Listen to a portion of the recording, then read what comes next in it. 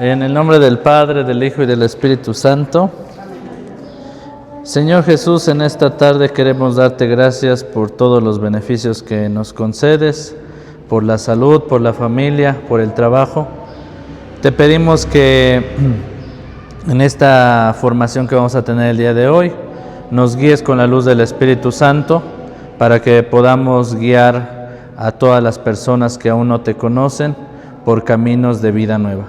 Te lo pedimos por Jesucristo nuestro Señor, en el nombre del Padre, del Hijo y del Espíritu Santo. Amén. Vamos el día de hoy a continuar con nuestra clase de liturgia. Hoy vamos a ver como tal lo de los objetos litúrgicos y quería yo adelantarles que como material de apoyo vamos a tener este documento que son los documentos de la Iglesia Católica. ¿Se acuerdan que les había dicho que consiguieran la Sacrosanctum Concilium? ¿Alguien ya la leyó? ¿No? Sobre la sagrada música, sobre cómo son los cantos, ¿ya lo investigaron? No. Bueno, no se preocupen. En este librito vamos a tener estos documentos. Este es un compendio de puros documentos de la Iglesia Católica y son 6. La Instrucción General del Misal Romano, que nos va a servir también para los lectores, la Sacrosanctum Concilium, la música sacra, los tres últimos son encíclicas de los papas, del Papa Francisco, que fueron del Papa Pío, del Papa Juan Pablo y del Papa Francisco, que fue la Mediador Dei, la Vicesimus Quintus Annus y el Desiderio Desideravi, ¿sale? Les voy a pasar ahorita este librito nada más así para que lo ojeen, en lo que vamos a ir viendo los objetos litúrgicos, ¿sale? Lo voy a pasar de este lado y pues nada más lo ojean y lo van pasando, ¿sale? Este librito es el que vamos a manejar a partir del próximo mes. ¿Por qué? Porque se viene el tema de los lectores. ¿Se acuerdan que les dije también que va a haber una plática donde necesitemos traer a los lectores? ¿Sale? Entonces ese librito nos va a ayudar. Bien, ¿quién me ayuda leyendo el objetivo del tema? Del tema 4, acuérdense, los objetos litúrgicos. Ya vamos con el objetivo del tema. Objetivo del tema: conocer los objetos que se utilizan para celebrar el culto divino. ¿Cuál es el sentido de utilizarlos y revisar en qué momento de la liturgia se van a necesitar? Muy bien, gracias.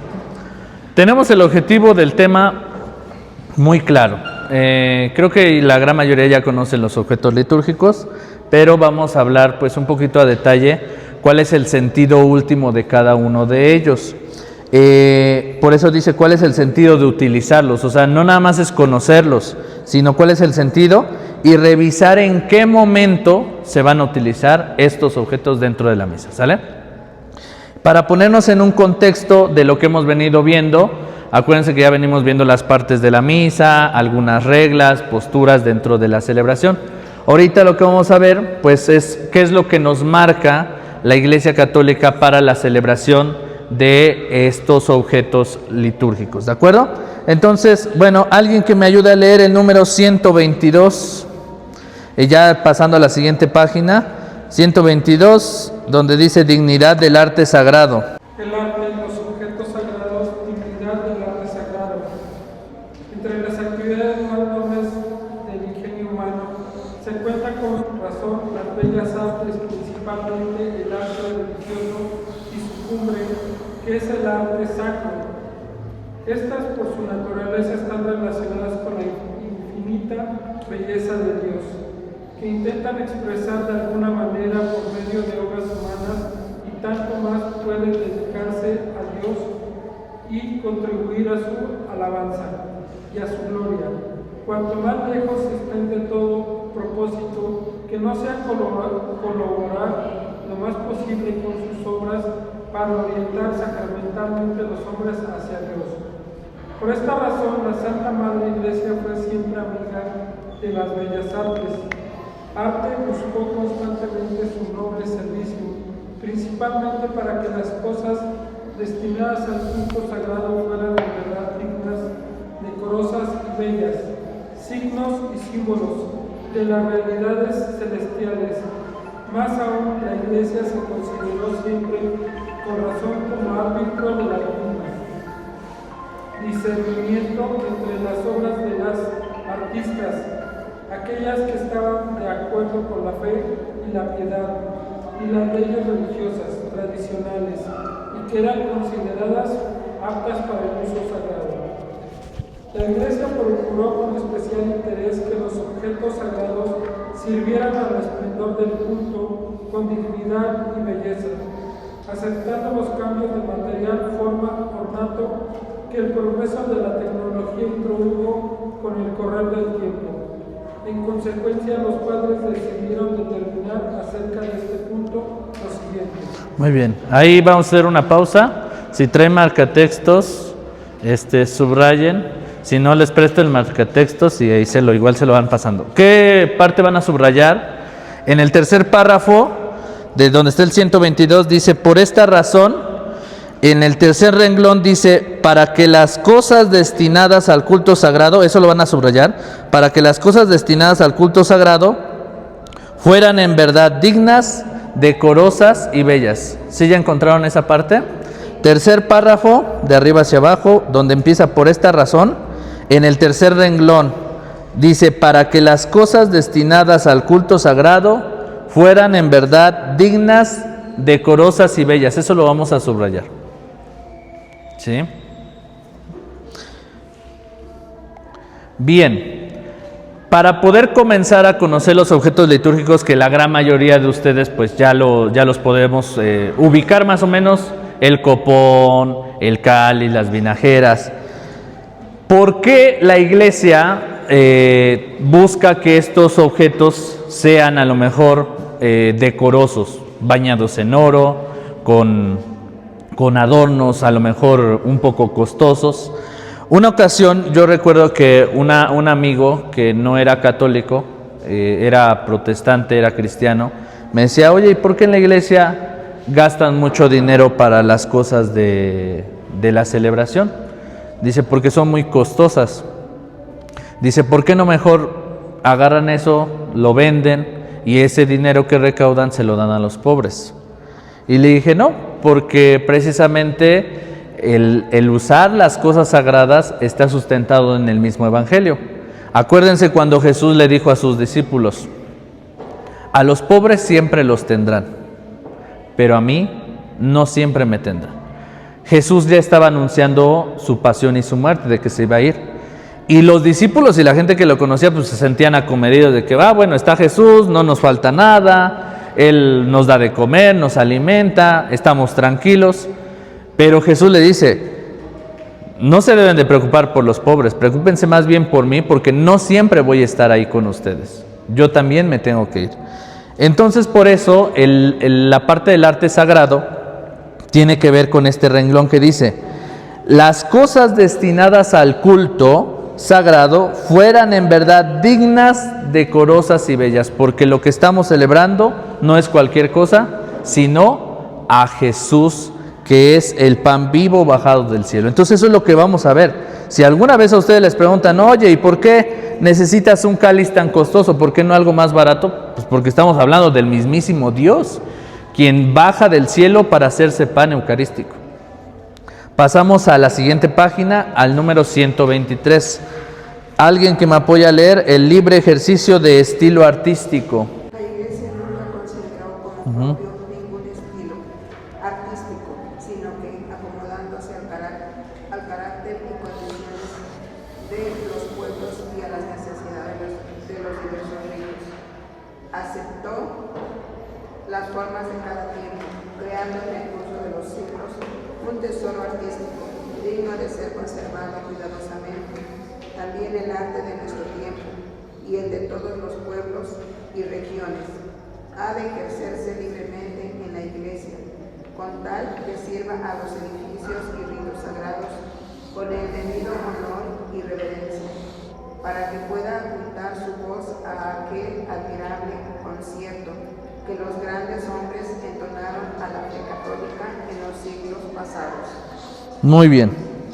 El libre ejercicio del estilo artístico se refiere a la arquitectura que deben tener nuestros templos. A lo mejor a nosotros hoy en día se nos hace muy fácil cuando estamos proyectando, planeando la construcción de un templo. Decir, oye, mira, pues nos donaron este pedazo de terreno y tenemos que pues construir una capillita. Y la queremos construir y nos adaptamos al espacio del terreno. Pero lo que no nos dicen es que cuando se construye un templo, tiene que haber también estas ciertas normas que nos ayuden a vivir lo que dice acá, ejercitarse libremente con tal de que sirva al debido honor y reverencia del concierto que los grandes hombres entonaron a la fe católica, ¿sí? O sea, ¿para qué nos va a servir el templo? Para poder manifestar nuestra fe a Dios en el concierto más agradable que es el encuentro con Dios. Por lo tanto, aunque el terreno que a lo mejor nos donaron tiene que cumplir con ciertas características, los templos deben de tener una cierta altura, ¿sí?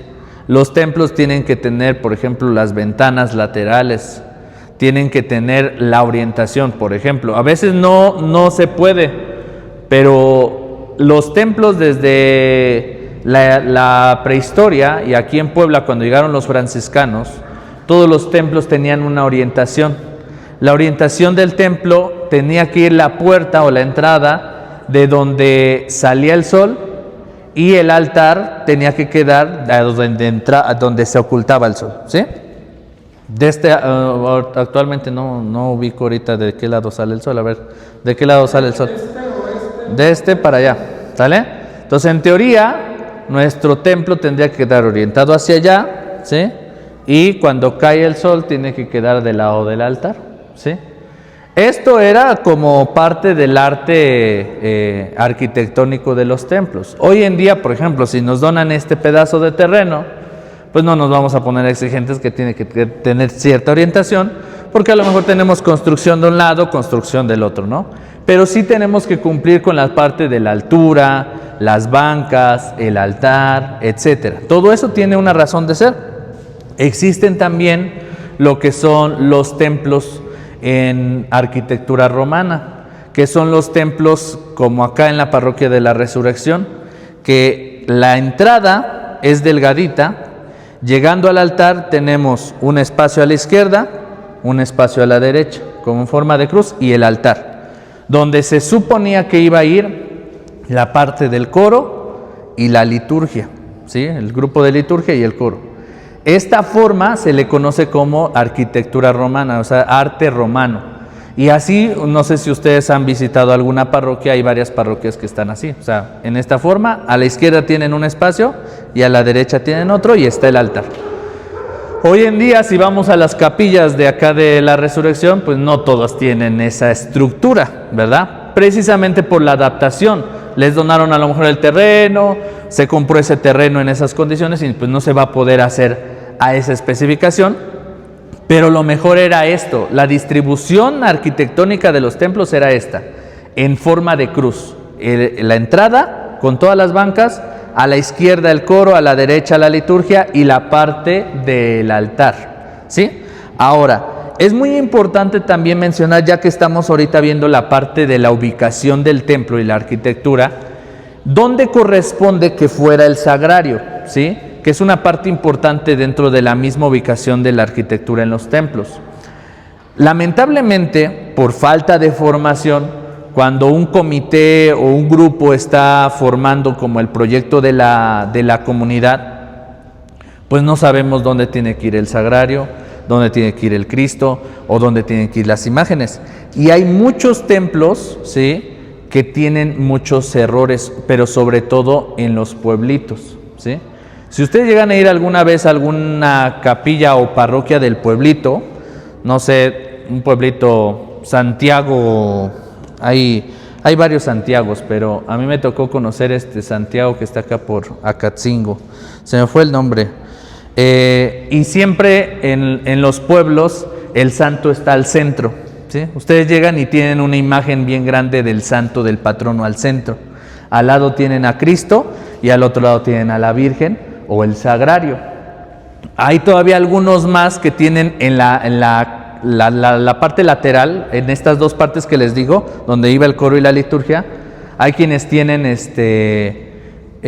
Santísimo, ¿sí?, a un costado, ¿sí?, cuando el Santísimo tiene que ir en la parte del altar, a un costado, pero en el altar, ¿sí? Hay quienes tienen el Santísimo en medio, o sea, donde está la entrada, a un costado, ¿sí?, ni siquiera hasta adelante, a un costado, y cuando lo trasladan de ahí en medio hacia el altar y regresan, ¿sí? Toda esta distribución se tiene que ir mejorando con el paso del tiempo, porque no tiene que ser así. Fíjense, acá pasó algo muy interesante en el santuario guadalupano acá en Puebla. Cuando recién se construyó, hubo muchas críticas por muchos sacerdotes, porque el sacerdote que estaba ahí encargado, pues se endeudó con toda la construcción de las capillas, 2 capillitas, porque el santuario guadalupano, no sé si han tenido oportunidad de ir, el que está acá en el seminario, ese no es el santuario, esas son las 2 capillitas de oración. El proyecto que se tiene, o no sé si todavía se tiene o se tenía, el santuario era construir desde ahí hasta la entrada de donde está la entrada principal que da hacia la México 68. Entonces, ese era el santuario en realidad. Lo que construyeron fueron 2 capillitas y solo construyeron dos cuadritos. Algunos le decían que eran las cajas de zapatos porque no tuvieron la visión de hacerlo como una capilla pues arquitectónica.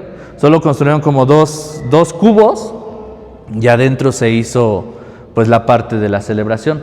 Pero fíjense qué errores tan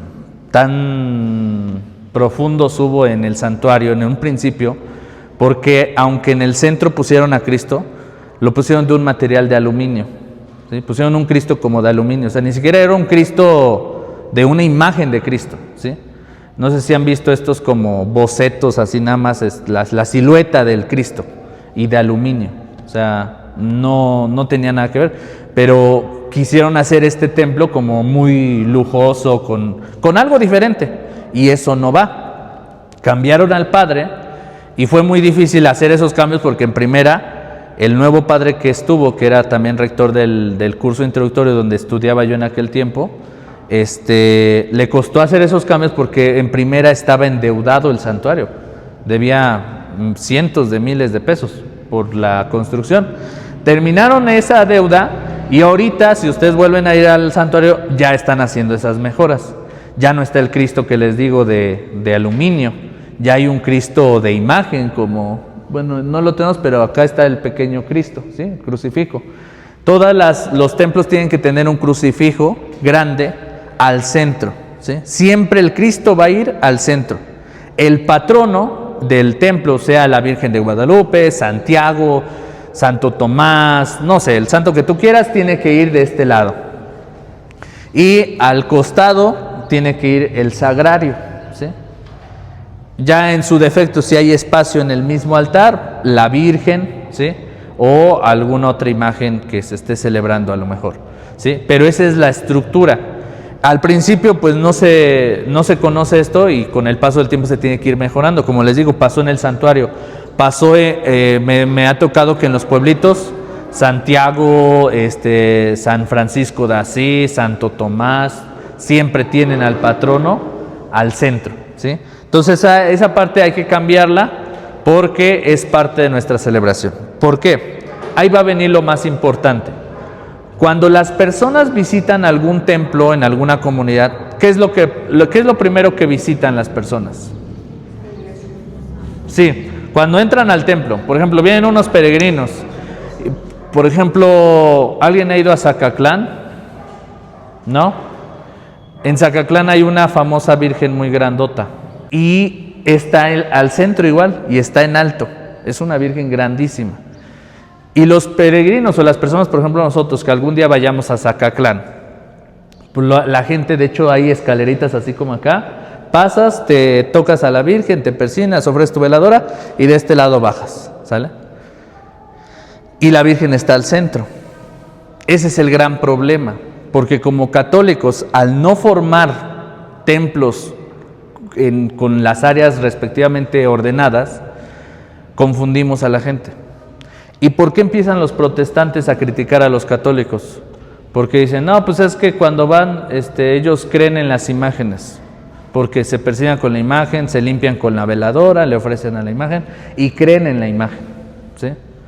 Otro problema que sucede similar es lo que pasa en Tepeaca, en el santuario del Niño Doctor, ¿sí? ¿Qué pasa? Yo también me tocó ir ahí y hasta el Niño Doctor está resguardado con cámaras, ¿sí? El Niño Doctor está en el altar y todo alrededor tiene cristal, bueno, vidrio, y por todos lados alrededor tiene cámaras y están, de hecho, ahí mismo las pantallas vigilando, o sea, porque han tenido supuestos o atentados de que se han querido robar a la imagen. Ahora, el tema no está en que creamos que Dios hace milagros, realmente Dios hace milagros, pero cuando empezamos a fanatizar el tema de una imagen, ahí entonces vienen estos errores en nuestra vida de iglesia, porque entonces la gente está yendo a la imagen, diciendo, es que esta imagen es milagrosa. Pero si también tenemos al Niño Doctor, a lo mejor en Huehuetlán, ahí hay otro niño, el santuario del Niño Doctor igual en Huehuetlán, y también es muy venerado. Pero ¿quién va a hacer más milagros, el de Tepeaca o el de Huehuetlán? Pues es el mismo, pero es que nosotros fanatizamos la imagen y ese es un gran error. Entonces, un sacerdote en el curso de liturgia nos decía, cuando vayamos a un templo, lo primero que tenemos que visitar es el Santísimo, el Sagrario, porque ahí está Jesús, en el pan eucarístico. En la imagen no está, la imagen es una representación. Pero donde realmente habita Jesús es en el Sagrario, en el Santísimo Sacramento. Entonces el Sagrario tendría que ocupar una parte importante en el altar. Y hay veces que el Santísimo, el Sagrario está a un costado, más atrás o escondido, y pues la gente llega y va directo con la imagen.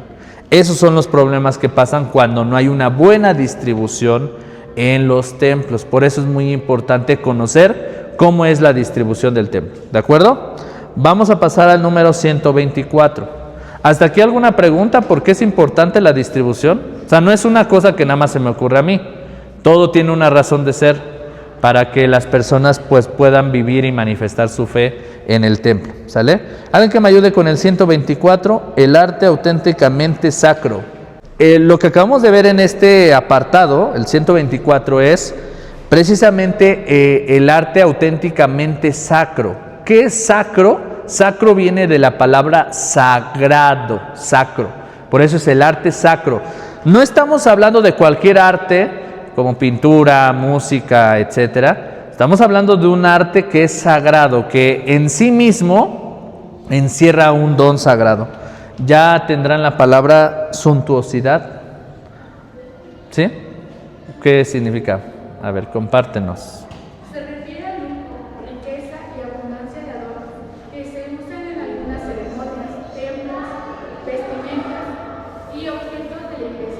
Lujo, riqueza y abundancia de adornos. Eso es. Lujo, riqueza y abundancia de adornos. Ahora, el texto está diciendo ahí, busquen más una noble belleza. O sea, se trata de embellecer el arte sagrado, pero no con la finalidad de la mera suntuosidad. O sea, no de que meramente se vea con... O sea, que nuestra pretensión sea mostrar la parte del lujo, del oro. El ejemplo que yo les ponía del santuario guadalupano. La capilla tenía una presentación que decías, bueno, acá parece una zona fifí y un templo de lujo, ¿no? Pero la intención de nuestros templos no es que sean de lujo. Tienen que ser bellos, no lujosos. Y es algo muy diferente. Y entonces, el gran error que se comete en el santuario es que pusieron un Cristo con una silueta de aluminio y hablando arquitectónicamente se veía lujoso, porque es algo diferente. Pero eso no tiene nada que ver con la belleza de la esencia de Cristo, que lo podemos ver en una imagen de un crucifijo que muchos conocemos, ¿no? Todos hemos visto a un Cristo crucificado y que tiene que ir en medio del altar. A ver un Cristo de aluminio, pues eso es un abuso de lo sagrado, ¿de acuerdo? Y en la parte de abajo también nos dice ya sea por la depravación de las formas, por la insuficiencia, la mediocridad o la falsedad del arte. A esto se refiere que los obispos y los sacerdotes deben procurar que se cuide siempre la parte de lo sagrado. Ustedes no son obispos, no son sacerdotes, pero también tienen esta responsabilidad, ¿sí? Los ornamentos deben de ir noblemente embellecidos, ¿sí? Cuidado cuando tengamos algún comentario de decir, ¿y no habrá una casulla más barata? ¿O no habrá un alba más barata? Porque son muy caros. Las casullas, nada más por decirles así algunos precios, van desde los 5,000 hasta los 20,000 pesos mexicanos. Depende del adorno que lleven. Y muchos dirán, oye Daniel, ¿por qué voy a gastar 20,000 pesos en una casulla? ¿Qué va a ser para una persona que también está cometiendo pecado o a lo mejor, etcétera? Cuando nosotros hacemos este acto de embellecer la liturgia, adquiriendo a lo mejor un ornamento de 10,000, 20,000 pesos, no lo hacemos por el sacerdote. Nosotros en cada celebración declaramos en el credo, creo en la iglesia que es una, santa, católica y apostólica. Creo en Jesucristo, creo en Dios. Dios dejó a sus sacerdotes. Y si yo dejo de creer en los sacerdotes, o sea, dejo de confiar en que ellos son la persona de Cristo en la celebración, entonces le estoy quitando el poder a Dios, porque no estoy creyendo realmente en Dios. Aunque dices, yo creo en Dios, pero no voy a gastar tanto en la vestimenta de un sacerdote, entonces no estás creyendo realmente en Dios. Porque Él dijo que los sacerdotes son aquellos que van a hacer esto en memoria suya, a celebrar el sacramento de la Eucaristía. Entonces a ellos se les tiene que dar lo más sagrado. Ahora, no lo hacemos por la persona del sacerdote, lo hacemos por Dios. Por eso, y espero lo entiendan, ustedes se van a llegar a sorprender cuando lleguen personas y digan, señora, señor, yo quiero donar tanto para una casulla, para un cáliz. ¿Cuánto vale? No, pues 30,000 pesos. Y las personas que se han encontrado con Dios o que han tenido una experiencia, sin problema te van a decir, para Dios lo que sea. Y ellos no lo hacen por decir, lo van a ocupar bien, lo van a ocupar mal, el sacerdote es así o así. No. Las personas que llegan a donar a la iglesia y que luego te sorprendes que dices, ¿y cómo le hizo? ¿No? Yo no donaría a lo mejor tanto, o no me desprendería de tanto, pero las personas lo hacen porque tuvieron una experiencia fundante con Dios. ¿Ustedes creen que una persona que llega y se desprende de más de 100,000 pesos para la iglesia, a lo mejor puede ser porque el sacerdote es buena onda? No, muchas veces es porque vivieron experiencias personales con Dios. Y yo tengo testimonios de ello acá en Puebla. Por ejemplo, no sé si han visto la capilla que está acá al lado de la pista por el Hospital del Norte. No recuerdo cómo se llama esa iglesia. Si ustedes van de allá hacia acá, por el Estadio Cuauhtémoc, en la autopista lateral, a la derecha, hay un templo que se ve un poquito alto, ¿sí?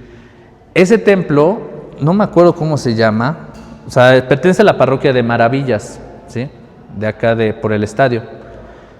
Cuando llegamos, a nosotros se nos acercó una familia, quienes habían sido los donadores al 100% de la construcción de ese templo, porque ese templo estaba en obra negra, les donaron el terreno. La familia fue quien levantó ese templo, construyeron, y aunque no tiene un techo de cemento, es de lámina, pero todo el templo está muy bonito. Y yo les pregunté, ¿cómo le hicieron o por qué donaron todo eso? Nos platicaron que a la edad de 7 años que tenía su hija, le dio una enfermedad, donde ellos ya no la contaban.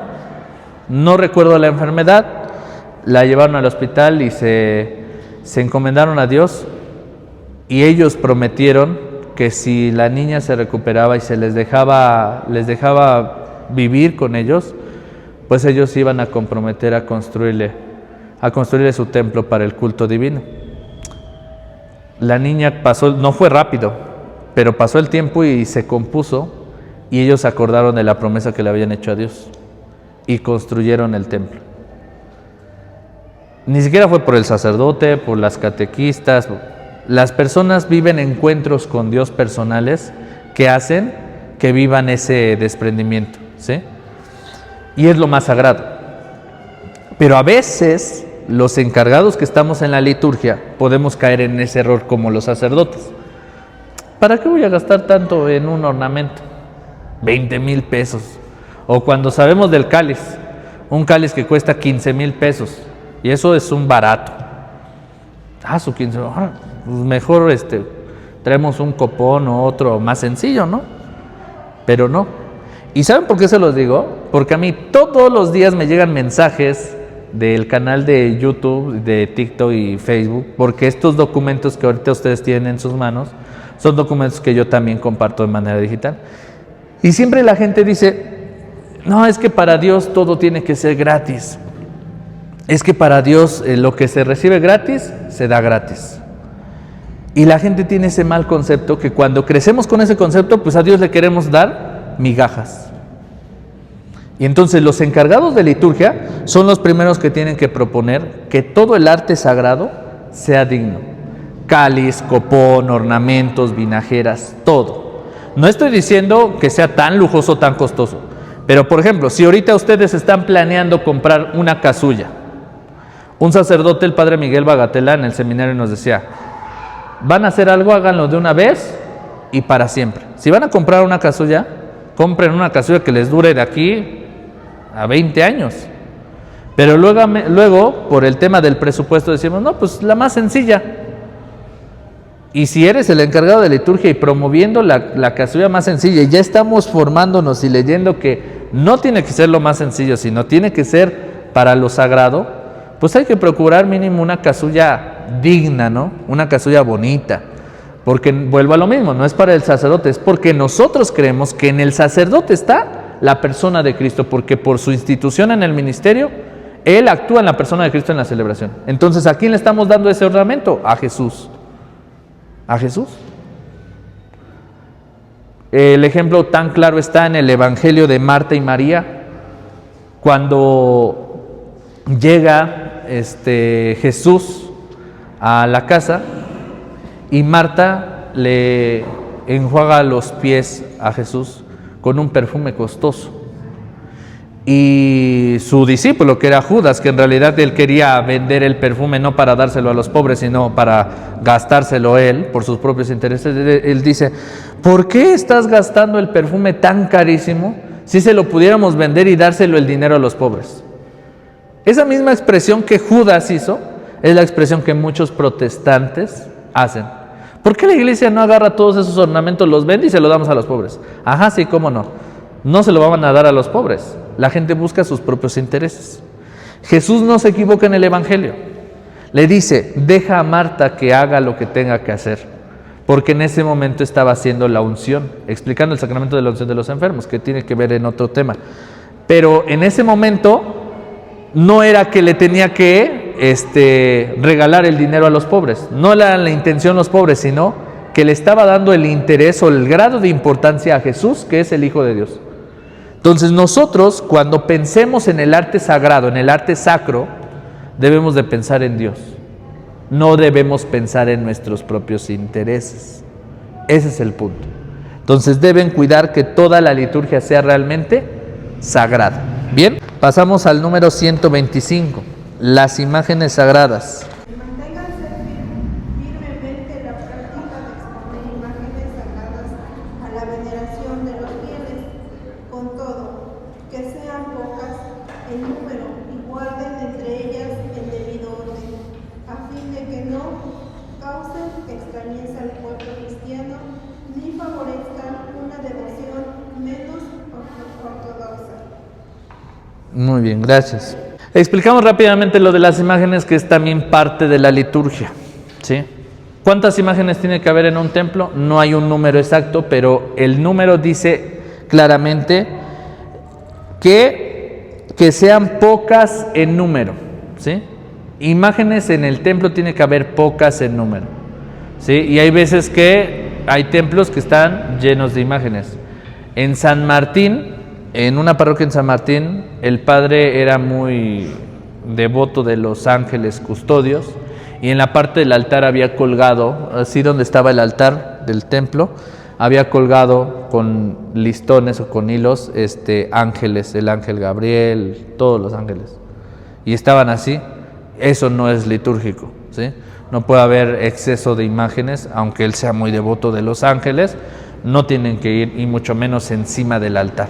Sí, ese tipo de ideas creativas, de que nos ponemos creativos, que ahora vamos a hacer esto, igual, la parte cuando hay murales, ¿no? Si queremos pintar alguna imagen, tiene que ser que no causen extrañeza al pueblo, ¿sí? O sea, que no sean dibujos extraños o que sean imágenes como un poco deformes, ¿no? Que digas, oye, a lo mejor esa imagen, esa figura que compraste, pues como que no se le ve bien el rostro o la vestimenta, pues hay que procurar que no haya ese tipo de imágenes, dibujos dentro del templo, ¿sí? Sobre todo porque las imágenes son una representación que nos ayudan a llegar a lo más sagrado, ¿de acuerdo? Entonces, para que lo tomen en cuenta. Siguiente, número 126.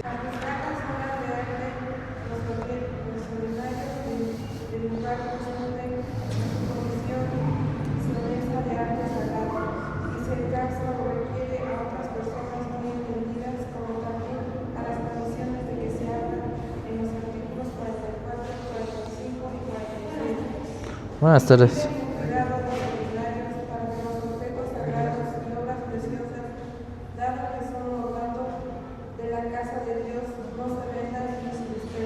Subrayen por ahí eso, que no se vendan ni se dispersen, en lo último. Queda muy claro que la Sagrada Liturgia nos pide que no se vendan ni se dispersen.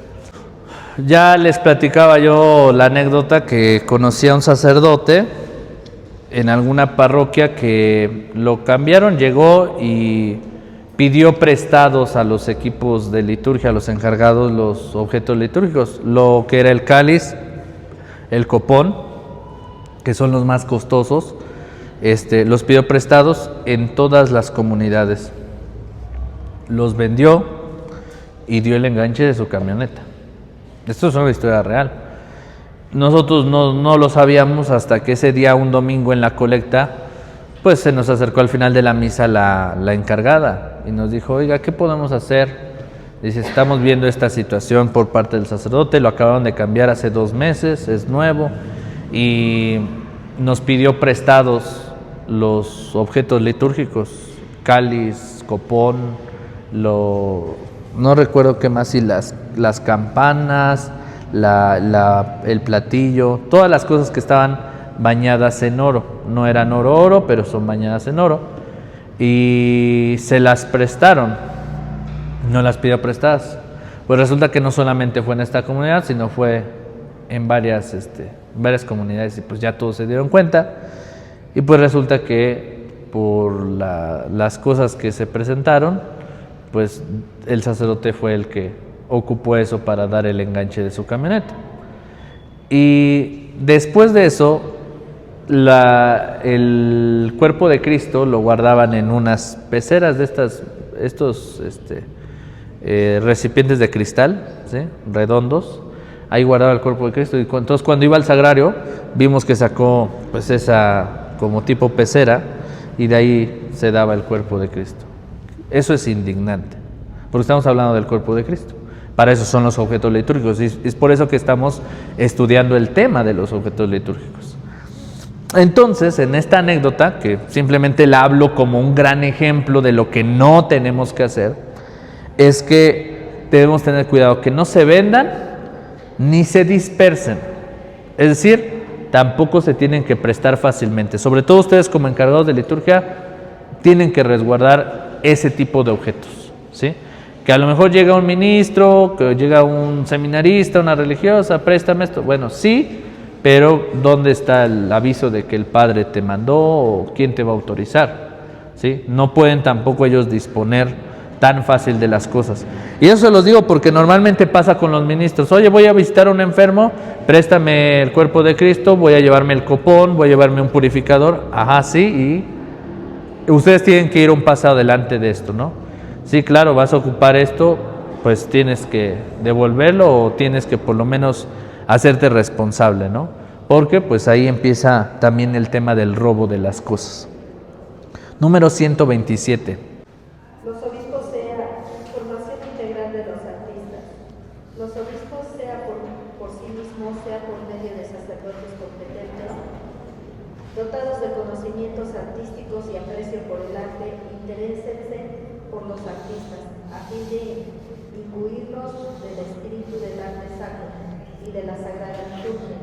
Se recomienda además que en aquellas regiones donde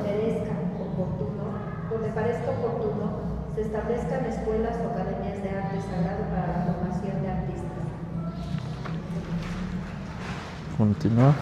Los artistas que, llevados por su ingenio, desean glorificar a Dios en la Santa Iglesia, recuerden siempre que su trabajo es una cierta imitación sagrada de Dios, Creador, y que sus obras están destinadas al culto católico, a la edificación de los fieles y a su instrucción religiosa. Muy bien. Ahí, una pausa. Esto es prácticamente lo que ya hemos dicho. Hay que buscar orientación de personas que nos ayuden a darle el arte a lo sagrado, ¿sí? Por ejemplo, ¿no? Si vamos a comprar un nuevo ambón, si se va a arreglar el altar, pues no vas a ir a ver a cualquier albañil que te va a hacer a lo mejor el altar a como Dios le da a entender. Tiene que ser una persona a lo mejor también preparada, o también que tenga conocimiento de, bueno, yo por lo menos a lo mejor no sé tanto, pero yo ya me ha tocado ir a construir otro altar y el altar lleva tal medida. ¿Ya saben cuál es la medida de un altar? De 90 a 1 metro.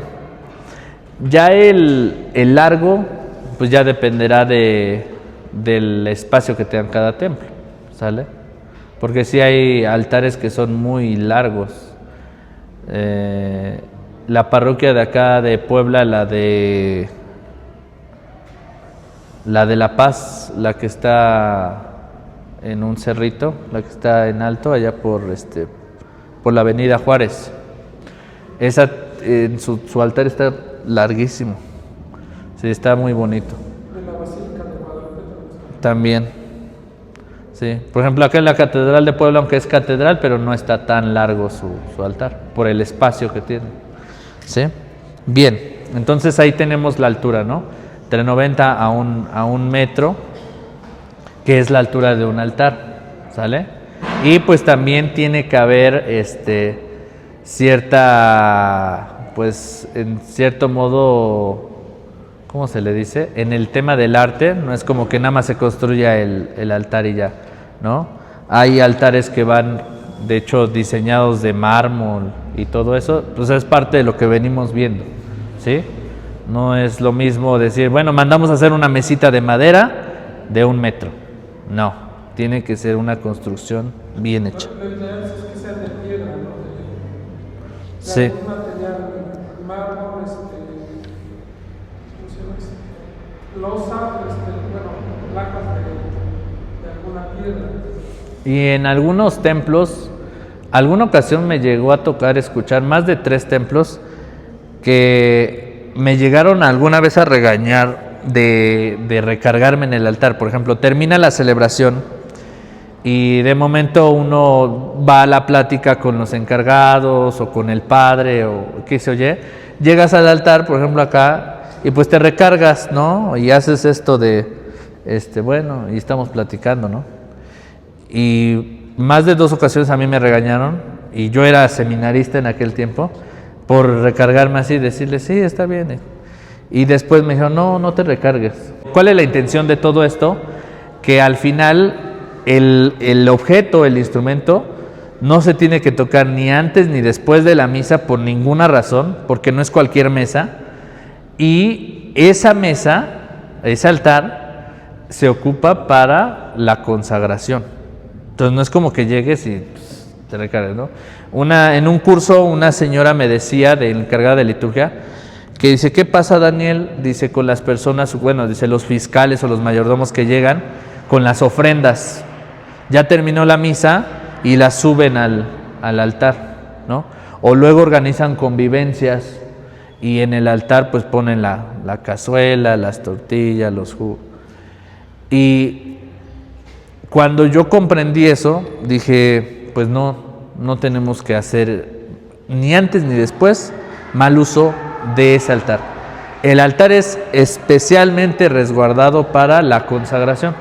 Si vamos a tener una convivencia o tenemos que poner algunas cosas en una mesita, pues búsquese tener una mesita en la sacristía o ahí al lado para que pues ahí se organicen las convivencias, o incluso si vamos a poner las ofrendas o objetos, los coloquemos en una mesa, ¿sí?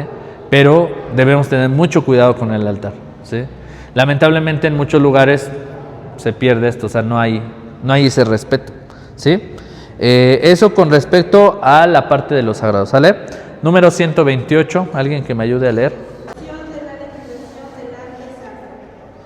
Revísense cuanto antes, junto con los libros litúrgicos, de acuerdo con el artículo 25, los cánones y prescripciones eclesiásticas que se refieren a la disposición de las cosas externas del culto sagrado, sobre todo en lo referente a la apta y digna edificación de los tiempos, a la forma y construcción de los altares, a la nobleza, colocación y seguridad del sagrario, así como también a la funcionalidad y dignidad del baptisterio, al orden conveniente de las imágenes sagradas, de la decoración y del ornato.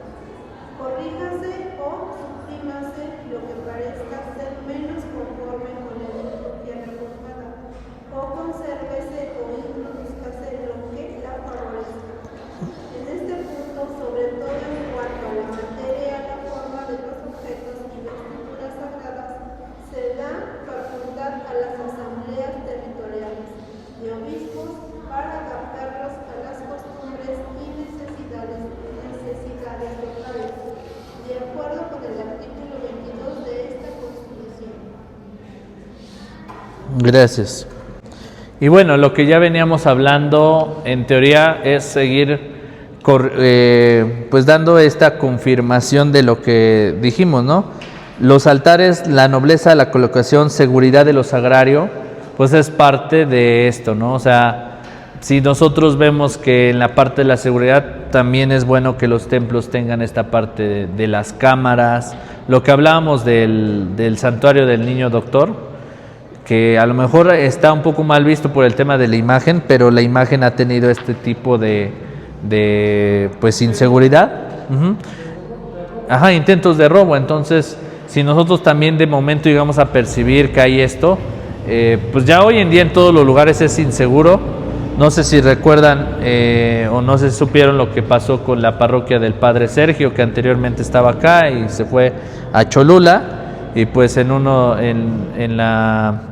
el templo, en una capilla fueron y pues se robaron precisamente los objetos litúrgicos, hicieron todo este desastre.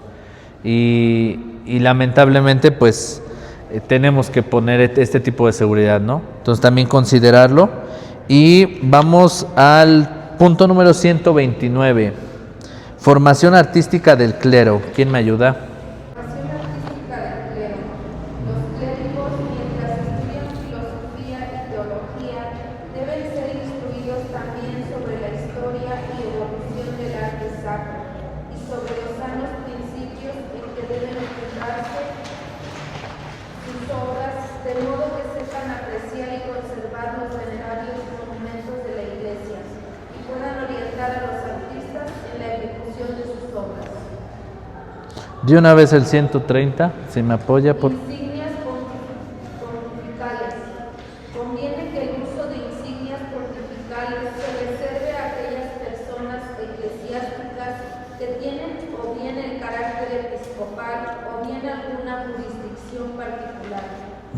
Bien, con respecto al último punto, el 130, se refiere este uso de insignias pontificales son aquellos ornamentos exclusivos del Papa o del obispo, ¿sí?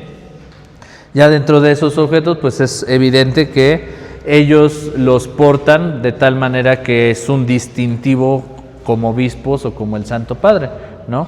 Y con respecto al número 129, pues ya habla de que nuestros mismos sacerdotes, los clérigos, ellos son el clero, ellos tienen que estar formados y los principales en el tema de la liturgia para darle este respeto a lo sagrado, ¿sí?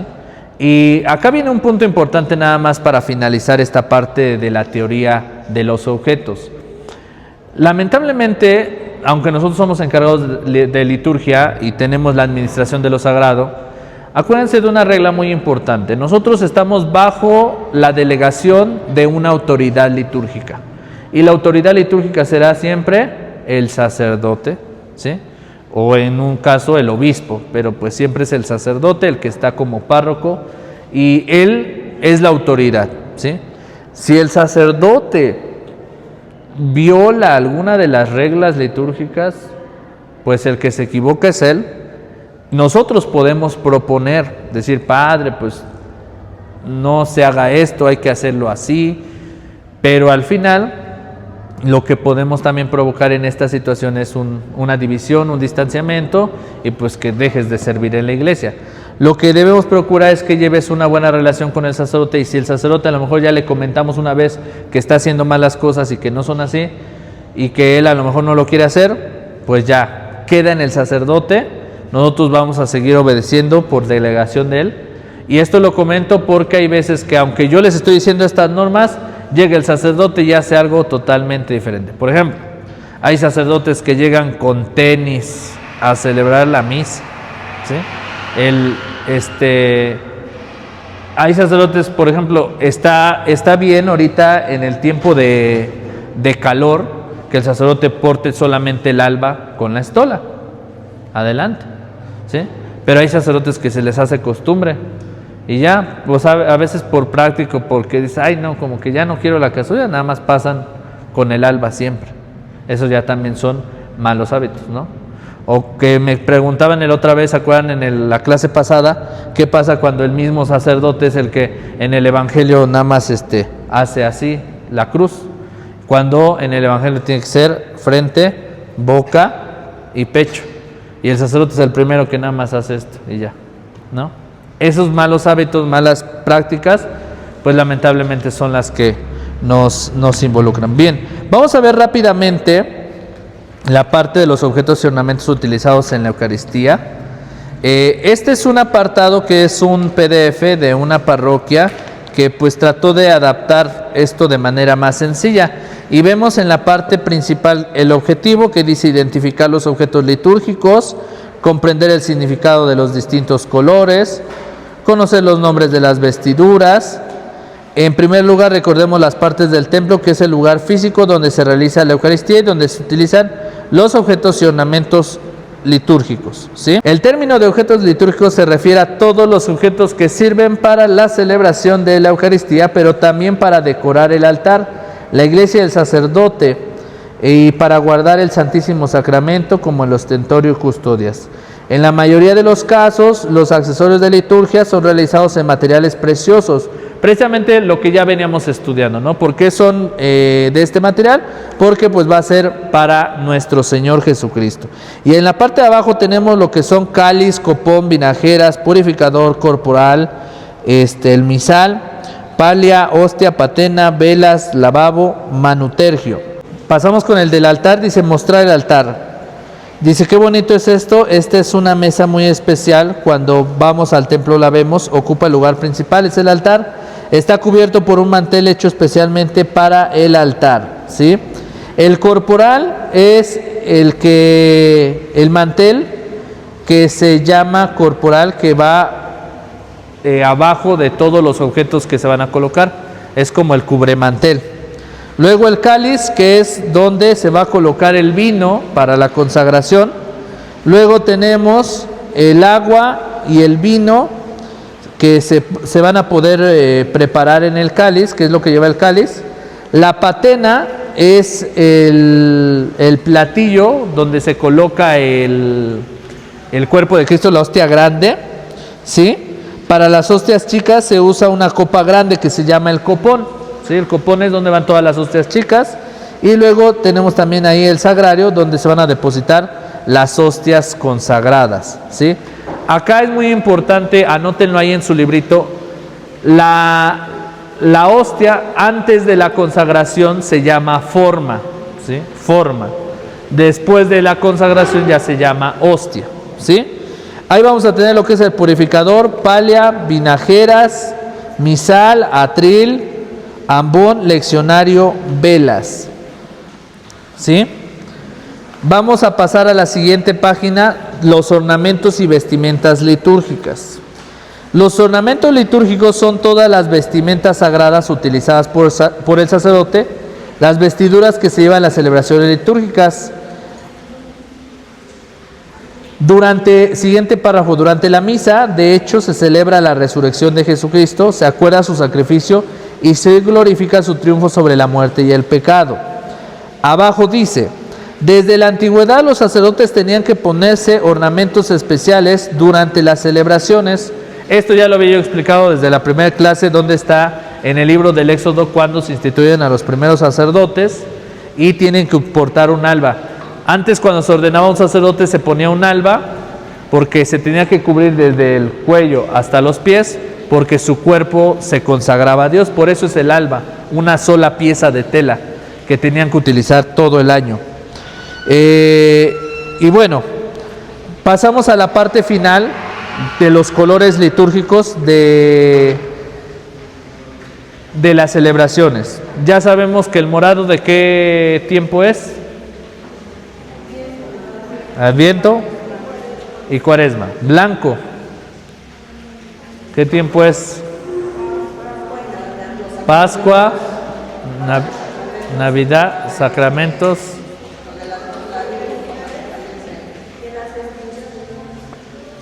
Blanco representa solemnidad. El tiempo de Pascua es el tiempo más solemne. Todo el tiempo de Pascua es blanco. Pero también habrá en el tiempo ordinario blanco cuando se hable de fiesta. Por ejemplo, cuando va a haber la fiesta patronal es blanco, ¿sí? Cuando vamos a tener alguna celebración importante, a lo mejor el cumpleaños de un sacerdote, etcétera, también es blanco. Y el morado, aunque estemos a lo mejor en tiempo ordinario y estamos celebrando la misa de un difunto, se puede ocupar el color morado, que es un color penitencial. El verde pues es el más común, es el del tiempo ordinario, y el rojo es para el momento de Semana Santa y también para los mártires, todas las personas que murieron a causa de Cristo, esta parte, ¿no? Y las vestimentas litúrgicas en la siguiente página, viene el alba, viene el cíngulo, estola, casulla. Nos vamos hasta la página final, allá tenemos altar, mantel corporal, cáliz, todas las imágenes de todos los objetos, ¿sí? Bien, dudas, preguntas hasta ahí con respecto a los objetos, ¿sí?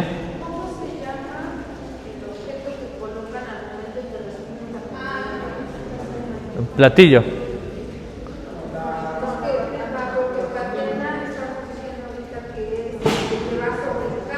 Ajá.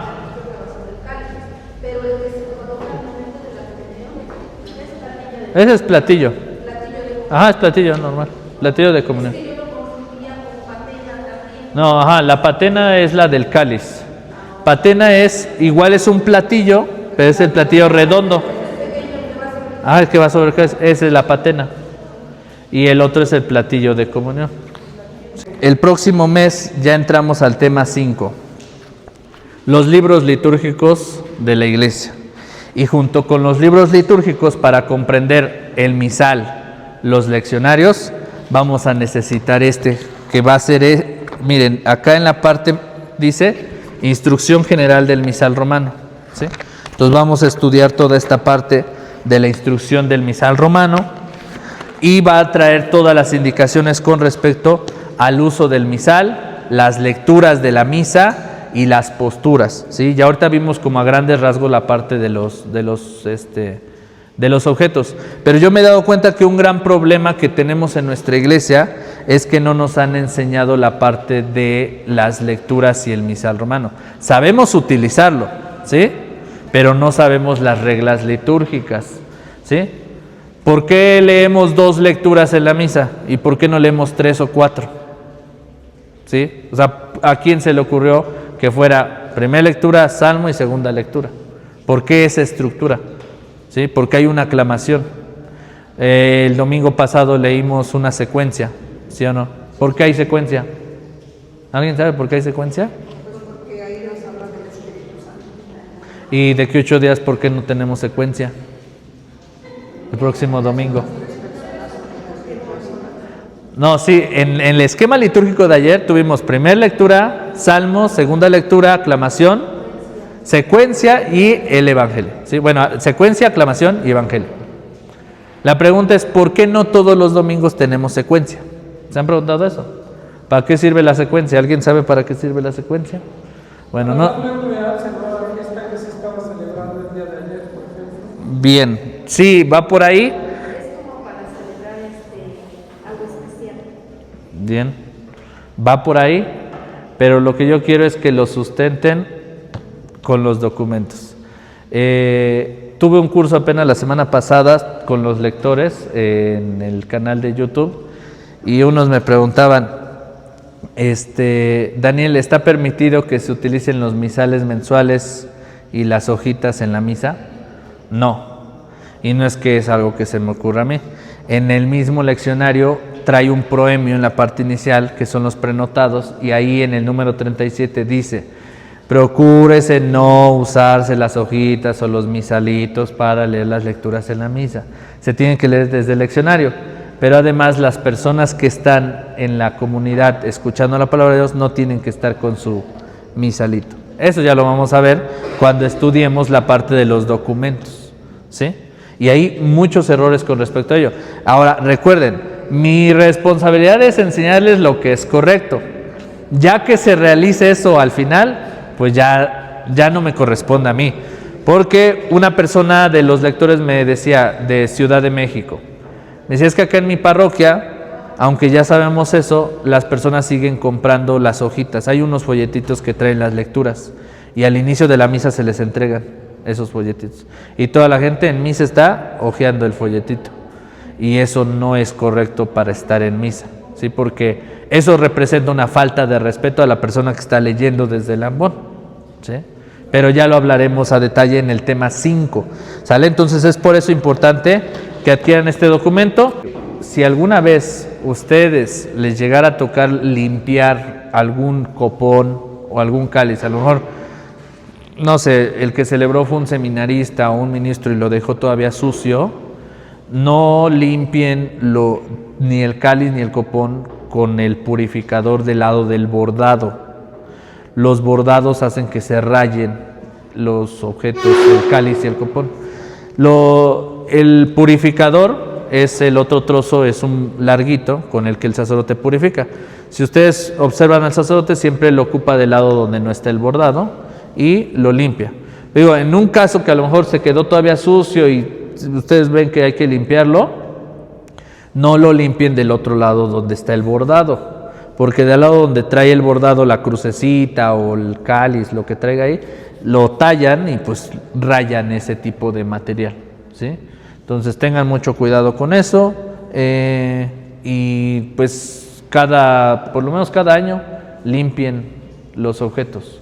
Bien, vamos a terminar con nuestra oración en el nombre del Padre, del Hijo y del Espíritu Santo. Te damos gracias, Señor, por todos los beneficios que nos concedes. Te pedimos que nos lleves con bien hasta a nuestra casa y que podamos manifestar lo que hoy hemos aprendido de tu palabra. Por Jesucristo nuestro Señor. En nombre del Padre, del Hijo y del Espíritu Santo. Pues muchas gracias. Nos vemos el próximo mes.